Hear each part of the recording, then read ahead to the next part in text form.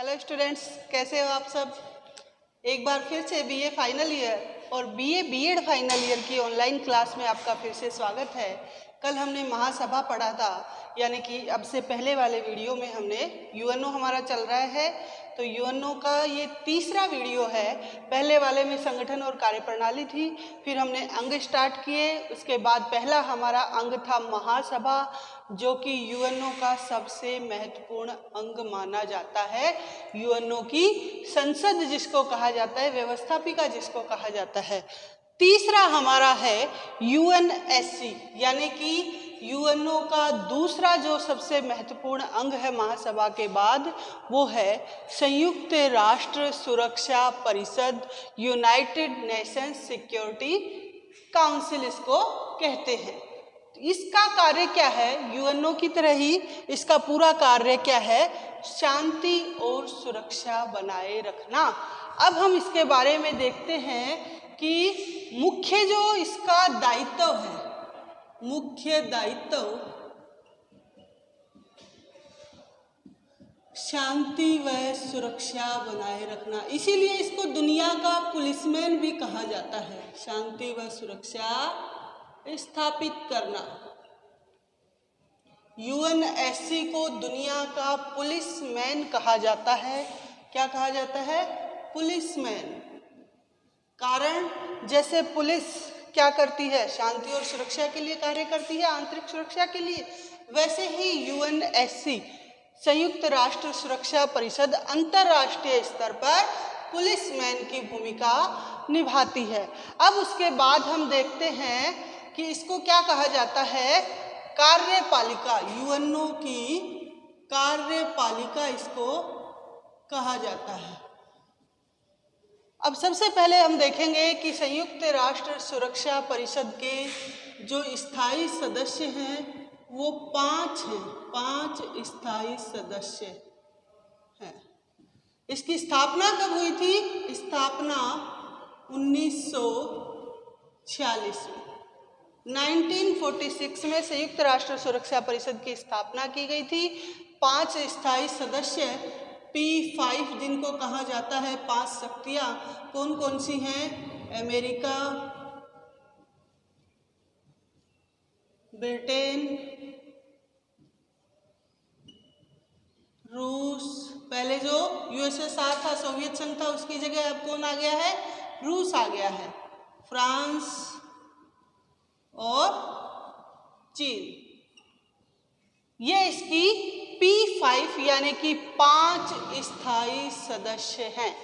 और देशों ने भी बहुत प्रयास किए स्थायी सदस्यता लेने के, भारत ने भी बहुत सालों से प्रयास किए हैं, लेकिन ये P5 जो है ना, ये जब तक थर्ड वर्ल्ड वार नहीं हो जाता तब तक ये स्थायी सदस्य जहाँ तक है किसी को बनने नहीं देंगे।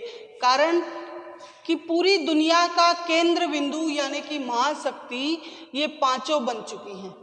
अब वीटो का प्रयोग, निषेधाधिकार जो होता है वीटो, वो इनको मिला हुआ है, तो ये क्यों चाहेंगे कि कोई छठा देश वीटो का प्रयोग करे और इनके प्रस्ताव को रोक दे।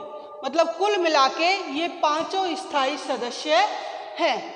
अब उसके बाद आता है कि अस्थायी सदस्य कौन से हैं? अस्थायी सदस्य।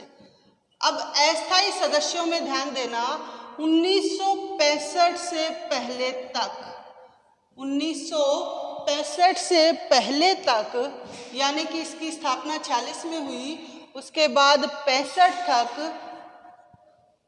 5 + 6, 5 तो स्थायी थे और 6 अस्थायी, यानी कि टोटल 11 सदस्य थे। कितने थे? 11। 5 + 6। 1965 के बाद अब वर्तमान में अस्थायी सदस्यों की संख्या हो गई है 10। कितनी? 10। अब 10 अस्थायी सदस्य 2 वर्ष के लिए बनाए जाते हैं। कितने वर्ष के लिए बनाए जाते हैं? 2 वर्ष के लिए बनाए जाते हैं, यानी कि हर वर्ष 5 सदस्य नियुक्त किए जाएंगे। अब इनकी लिस्ट आपको बता देती हूँ कि वर्तमान में कौन कौन से 10 अस्थायी सदस्य हैं? अब ये जो अस्थायी सदस्य हैं ये कौन से महाद्वीपों से बनाए जाते हैं?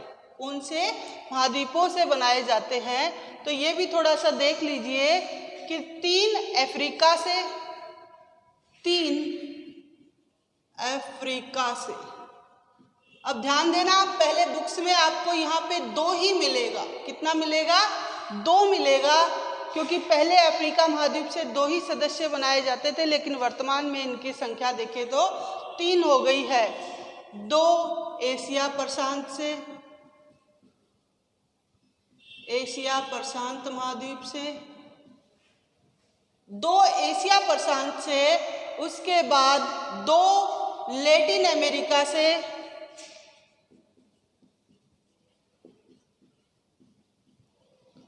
2 पश्चिमी यूरोप से और 1 पूर्वी यूरोप से। ये संख्या है, 1 पूर्वी यूरोप से। पहले वर्तमान में स्थिति ये है, पहले अफ्रीका से भी 2 ही बनाए जाते थे और पूर्वी यूरोप से 2, यानी कि 5 से 2 सदस्य जो है बनाए जाते थे। अब वर्तमान में देखें तो अफ्रीका से 3 बनाए जा रहे हैं और पूर्वी यूरोप से 1 ही सदस्य बनाया जा रहा है। तो टोटल कितने हो गए? 10। अस्थायी सदस्यों की संख्या कितनी हो गई? 10 हो गई है। तो वर्तमान में अस्थायी सदस्य कौन कौन से हैं वो बता देते हैं। यहाँ तक हो गया। अब अस्थायी सदस्य लिख लीजिए कौन से हैं। 10 अस्थायी सदस्य।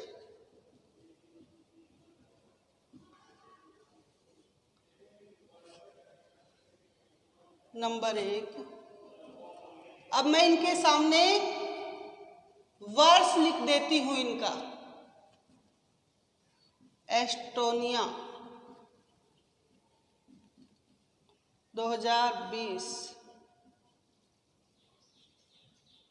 सेंट विंसेंट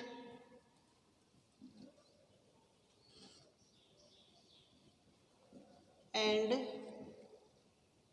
ग्रेनेडिक्स, ये भी 2020 में ही बना है।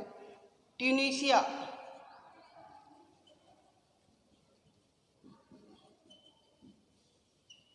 2020, वियतनाम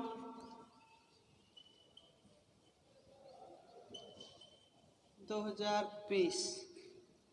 अब नए जो जनवरी जो अभी 20 में चुने गए हैं, ध्यान रखना 17 जून 2020 को नए 5 सदस्य चुने गए हैं जो कि जनवरी 2021 से अपना पद संभालेंगे। 2021 से वो कौन कौन से हैं? तो सबसे पहला है केन्या, फिर उसके बाद भारत, आयरलैंड,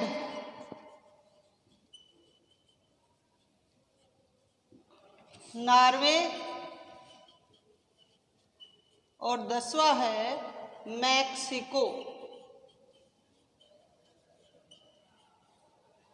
ये 5 हैं, केन्या, भारत, आयरलैंड और नॉर्वे, मैक्सिको। ध्यान रखना ये जनवरी 2021 से अपना पद ग्रहण करेंगे। 17 जून 2020 को चुने गए हैं। भारत जो है वो 8वीं बार अस्थायी सदस्य चुना गया है और पहली बार ऐसा हुआ है कि भारत निर्विरोध रूप से सदस्य चुना गया। एशिया प्रशांत से भारत निर्विरोध रूप से अस्थायी सदस्य चुना गया। 191 में से 184 मत भारत को मिले और भारत 8वीं बार सदस्य बना है। पहली बार 1950-51 में बना था, 7वीं बार 2011-12 में बना था और 8वीं बार अब 2020-21 में चुना गया है। तो ये चीज़ भी आपको अच्छे से ध्यान रखनी है। ये 10 अस्थायी सदस्य हो गए और 5 स्थायी सदस्य हो गए, टोटल संख्या 15 हो गई है। कितनी हो गई है? 15 हो गई है। तो ये अच्छे से ध्यान रखना है। अब उसके बाद हम बात करते हैं कार्यवाही की। किसकी? कार्यवाही की। इसको हम साफ कर देते हैं।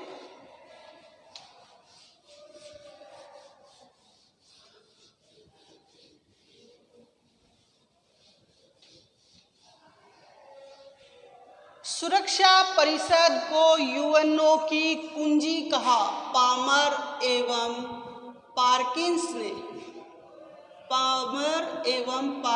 ने यूएनएससी को यूएनओ की कुंजी कहा। कंपटीशन एग्जामों में बहुत पूछा जाता है कि यूएनओ की कुंजी किसको कहा गया? सुरक्षा परिषद को कहा गया। किसने कहा? पामर एवं पार्किंस ने कहा। डेविड कुशमैन ने कहा कि यूएनएससी, डेविड कुशमैन ने कहा कि यूएनएससी दुनिया का पुलिसमैन है, यानी कि वो पुलिस की भूमिका अदा करता है। तो ये 2 डेफिनेशन अच्छे से ध्यान रखना। अब यूएनओ के निर्माताओं ने विश्व की संपूर्ण शक्ति सुरक्षा परिषद में निहित कर दी। यूएनओ के जो निर्माता थे उन्होंने अपनी पूरी शक्ति किसमें निहित कर दी? सुरक्षा परिषद में निहित कर दी। यूएनएससी को शांति और सुरक्षा का पहरेदार बना दिया। शांति व सुरक्षा का पहरेदार बना दिया। एक चीज और, ये एक स्थायी सदन है। स्थायी सदन है। यूएनएससी क्या है? स्थायी। यूएनएससी स्थायी सदन है। सुरक्षा परिषद यूएनओ का हृदय है। चाहे संकट का समय हो या शांति का समय हो, यूएनओ के अन्य अंग काम कर रहे हों या नहीं कर रहे हों, कैसा भी मौसम हो, हमेशा ध्यान रखना यूएनएससी हमेशा चलता रहता है। कभी भी वो अपना विघटन नहीं करता। यूएनएससी सुरक्षा परिषद हमेशा चलता रहता है, इसलिए इसको क्या कहते हैं? स्थायी सदन है। ये अपना कार्य हमेशा करता रहता है, निरंतर चलता रहता है, स्थायी निकाय है। अब इसकी बैठक जो है वो 14 दिन में एक बार होनी आवश्यक है। 14 दिन में एक बार सुरक्षा परिषद की बैठक 14 दिन में एक बार होती है। बैठक में कौन शामिल होते हैं? वही 15 सदस्य शामिल होंगे, यानी कि जो इसके सदस्य देश है वो इसमें शामिल होंगे। तो 14 दिन में एक बार बैठक होगी। हाँ, एक चीज़ और है, अगर इमरजेंसी आ जाए, आपातकाल की स्थिति आ जाए, तो सुरक्षा परिषद की बैठक 24 घंटे के अंदर बुलाई जा सकती है। आपसी देश मिलकर बात करते हैं और इमरजेंसी की स्थिति में 24 घंटे के अंदर इसकी बैठक बुलाई जा सकती है अल्प सूचना में। हर देश से एक प्रतिनिधि होता है, अर्थात 15 सदस्य इसमें शामिल होते हैं। अब कुछ एक मामले होते हैं प्रक्रिया संबंधी मामले। प्रक्रिया संबंधी मामले, हालांकि इसकी स्पष्ट व्याख्या यूएनओ ने नहीं की है, फिर भी प्रक्रिया संबंधी मामले ऐसे मामले हैं जिनमें सुरक्षा परिषद की बैठक का समय और स्थान निर्धारित होता है और समय स्थान अधिवेशन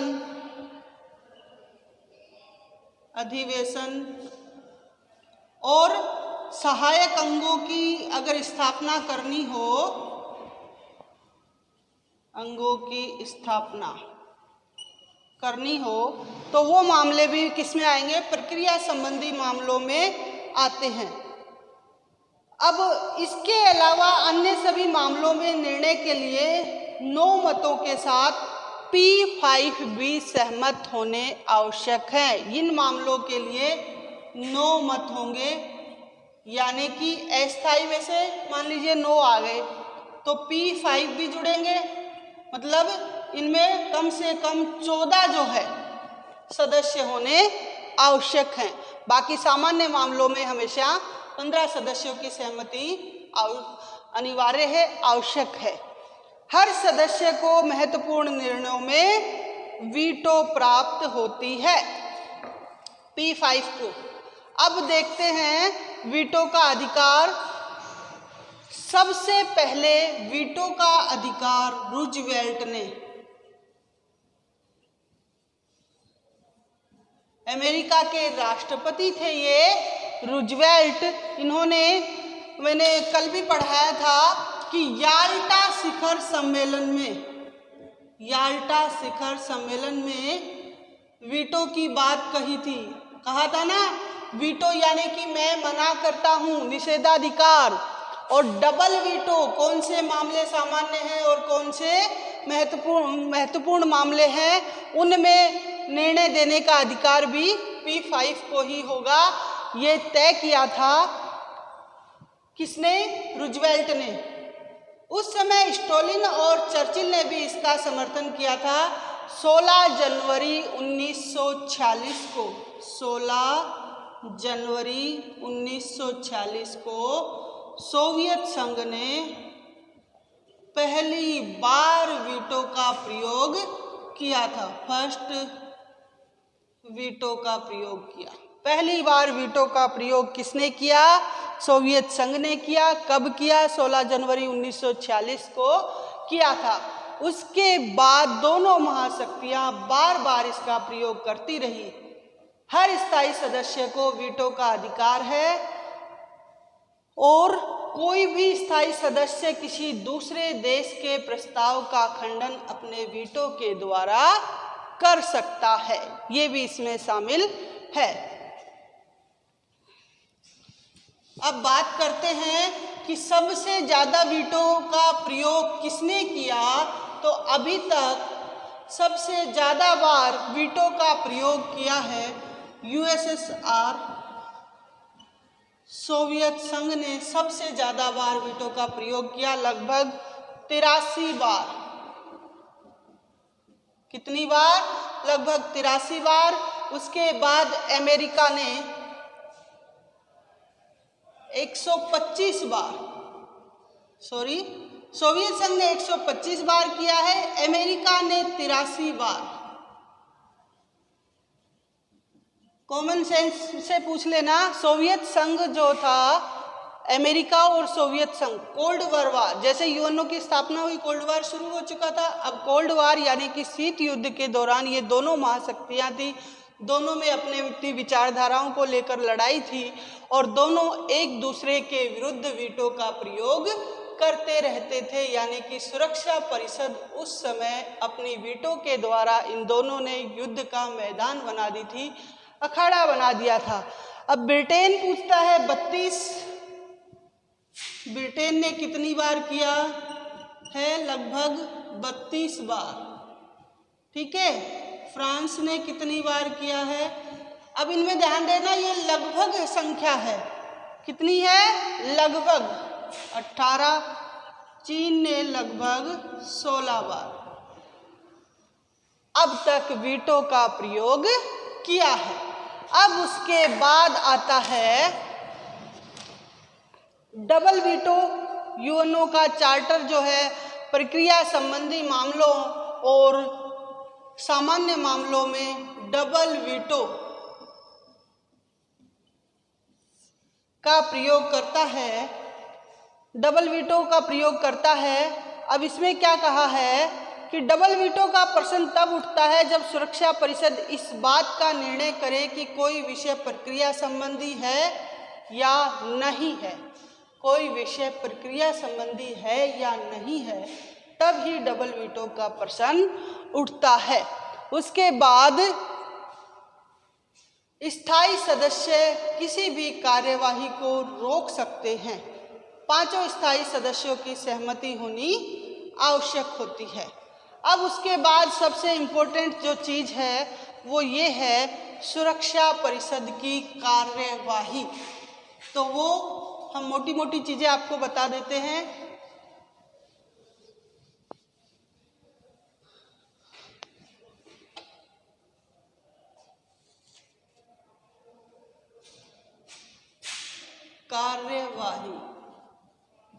कार्यवाही करने के इसके मोटे मोटे 3 तरीके बताए गए हैं। सबसे पहले है पीस मेकिंग।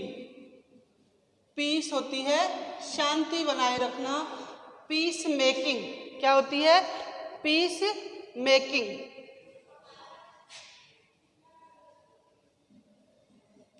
दूसरी है पीस कीपिंग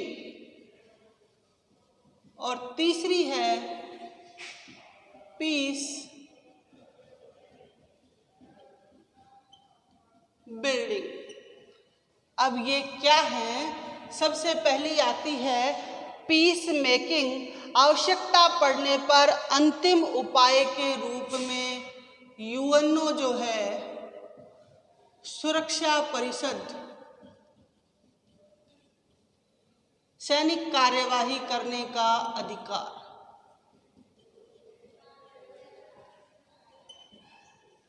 पीस मेकिंग क्या है?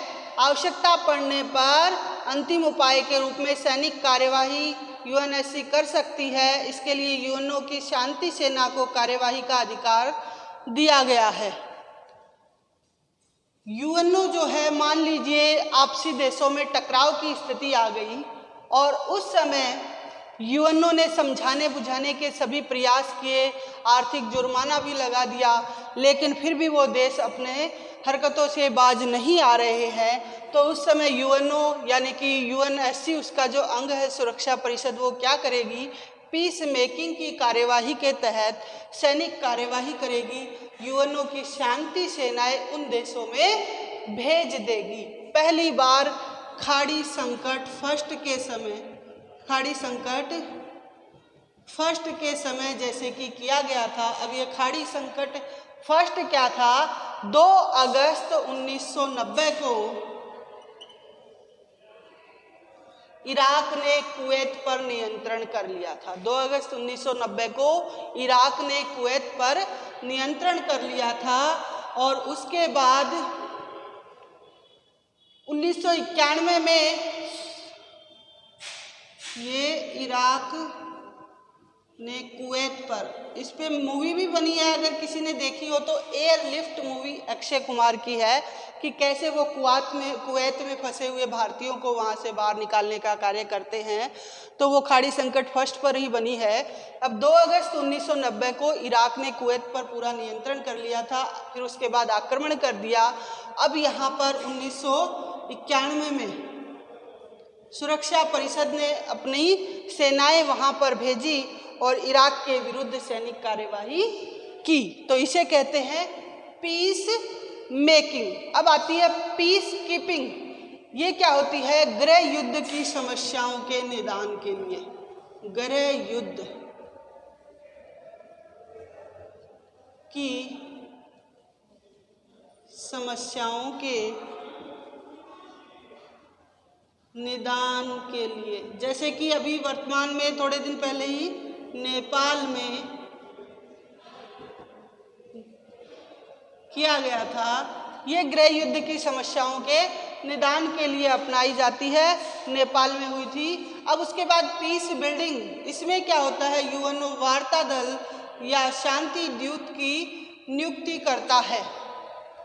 यूएनओ आपस में बात करने के लिए, 2 देशों में टकराव हो गया तो क्या करेगा? वार्ता दल भेजेगा बातचीत करने के लिए, या फिर शांति दूत भेजता है। जैसे कि लीबिया में कोफी अन्नान के रूप में शांति दूत भेजा गया था, कोफी अन्नान के रूप में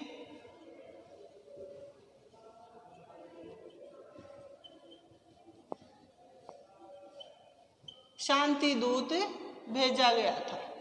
ठीक है, ये हमको ध्यान रखना है। और दिसंबर 2005 में पीस बिल्डिंग कमीशन की, दिसंबर 2005 में पीस बिल्डिंग कमीशन की स्थापना भी की गई है। तो ये मोटी मोटी कार्यवाही के 3 तरीके हैं, पीस मेकिंग, पीस कीपिंग और पीस बिल्डिंग। सैनिक कार्यवाही करने का अधिकार होता है पीस मेकिंग में, पीस कीपिंग में गृह युद्ध की समस्याओं के निदान के लिए, और पीस बिल्डिंग आपसी देशों में जो वादी और प्रतिवादी देश हैं उनमें शांति दूत या वार्ता दल यहाँ पर भेजा जा सकता है। ये नॉर्मल सी हैं, अच्छे से इनको पढ़ लेना, याद कर लेना। अब उसके बाद आता है कि सुरक्षा परिषद जो था उसमें क्या सुधार करवाए गए। देखिए, बताया जाता है कि समय के साथ साथ सुरक्षा परिषद के महत्व में काफ़ी कमी आई है। लेकिन कमी कैसे आई है? अब इसके महत्व को तो इसी बात से समझा जा सकता है कि आज बड़ी से बड़ी महाशक्ति इसकी स्थायी सदस्य हैं और छोटे जो देश हैं वो इसकी सदस्यता लेने के लिए हमेशा आतुर रहते हैं। अब इसमें सुधार के लिए हम क्या सुझाव देंगे कि सबसे जो पहले है वो कि स्थायी सदस्यों की संख्या भी बढ़ाई जाए और अस्थायी सदस्यों की संख्या भी बढ़ाई जाए, ताकि यूएनओ के जितने भी सदस्य देश हैं उनको सबको इसका लाभ मिले और जो यूएनओ के स्थायी सदस्य हैं वो तानाशाह ना बन पाए, अपने निर्णय दूसरे देशों पर जबरदस्ती ना थोप पाए। तो यहाँ तक ये था हमारा सुरक्षा परिषद। अब इसके बाद अगले वीडियो में हम लेके आएंगे सामाजिक और आर्थिक परिषद। तब तक के लिए धन्यवाद।